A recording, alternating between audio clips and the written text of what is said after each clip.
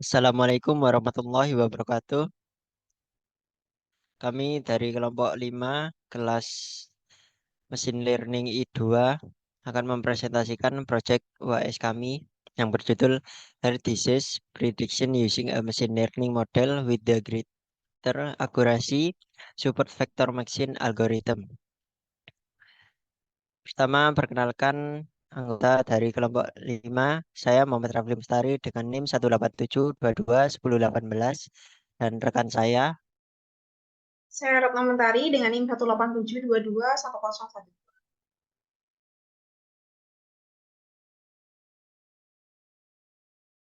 Yang pertama ada daftar isi, yakni yang pertama pendahuluan, kemudian ada dasar teori, selanjutnya metodologi penelitian, dataset, lalu membangun model, hasil dan pembahasan, dan yang terakhir kesimpulan dan saran. Next, sini ada latar belakang penelitian. Kematian akibat penyakit jantung semakin meningkat dengan serangan jantung sebagai penyebab utama. Berbagai penyakit jantung seperti tekanan darah tinggi, serangan jantung, penyakit katup jantung, dan gagal jantung memiliki banyak faktor penyebab.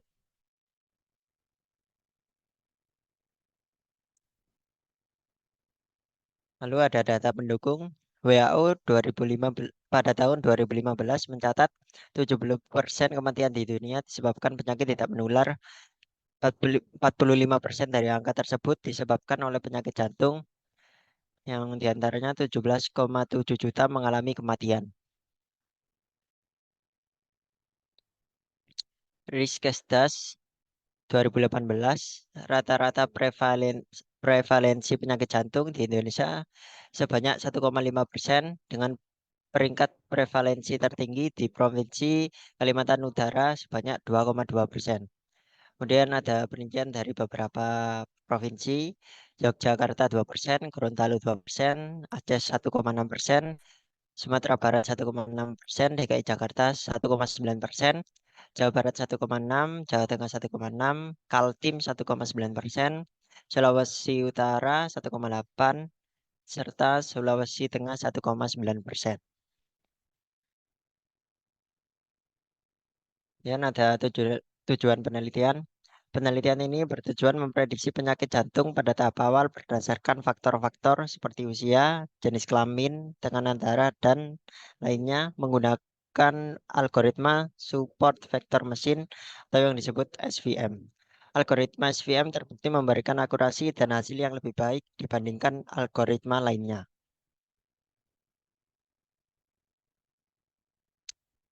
Ya, ada dasar teori. Yang pertama, penyakit jantung adalah istilah umum yang mencakup kondisi di mana jantung tidak berfungsi dengan baik. Serangan jantung terjadi ketika pasokan darah ke jantung terblokir, menyebabkan pembukaan darah.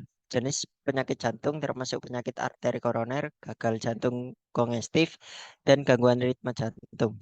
Banyak penderita penyakit jantung mungkin tidak menunjukkan gejala sebelum serangan terjadi. Faktor risiko penyakit jantung terbagi menjadi dua, yang dapat dikendalikan dan yang tidak dapat dikendalikan. Faktor yang dapat dikendalikan meliputi merokok, beralkohol, berat badan, tekanan darah, dan kolesterol. Faktor yang tidak dapat dikendalikan mencakup jenis kelamin, usia, serta riwayat keluarga. Kemudian support vector machine atau SVM adalah algoritma pembelajaran mesin terawasi yang digunakan untuk klasifikasi dan regresi menggunakan hyperplane untuk membedakan berbagai kelas dalam data linear dan non-linear. SVM memprediksi penyakit jantung berdasarkan faktor-faktor seperti jenis kelamin, usia, detak jantung, dan lainnya. Prediksi ini penting untuk mengidentifikasi risiko penyakit jantung, terutama karena banyak orang meninggal mendadak akibat serangan jantung yang dipicu oleh perubahan gaya hidup yang cepat. Selanjutnya akan dijelaskan oleh rekan saya. Baik, selanjutnya ada metodologi penelitian yang kami lakukan. Yang pertama pastinya yaitu literatur review, yang mana dalam tahap awal ini kami mencari, mengumpulkan, serta menganalisis, kemudian membandingkan baik itu artikel atau jurnal dari penelitian sebelumnya untuk dijadikan acuan penelitian dan untuk pembangunan model, acuan untuk pembangunan model. Lalu selanjutnya yaitu membangun machine learning dengan model SVM, yang mana dalam tahapan ini digambarkan melalui diagram alir pada halaman berikutnya. Seluruh tahapan penelitian dilakukan menggunakan bahasa pemrograman Python dengan rincian tahapan mulai dari processing hingga pemodelan algoritma menggunakan software Visual Studio Code. Nah, ini kayak gambaran diagram alir yang secara umum, yang mana training dataset, nanti kita akan membagi data, training dataset sama testing dataset.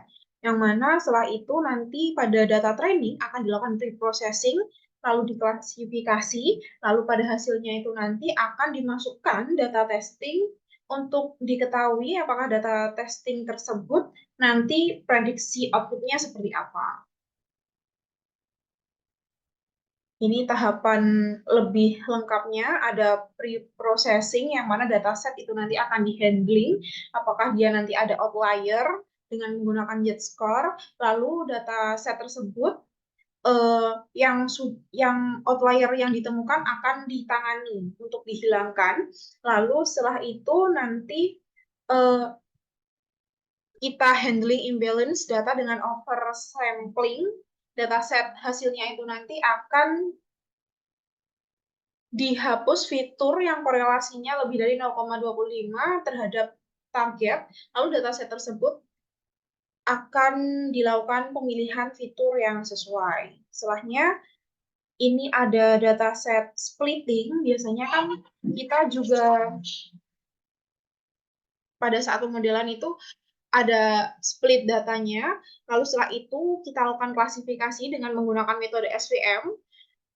Setelahnya kita menguji coba program dengan masukkan hasil pemeriksaan sesuai dengan indikator, lalu model memproses, memasukkan data itu tadi, terus model melakukan klasifikasi sesuai dengan uji data yang telah kita lakukan sebelumnya, lalu nanti model ini akan menentukan apakah data testing yang kita masukkan itu outputnya ya atau tidak. Seperti itu.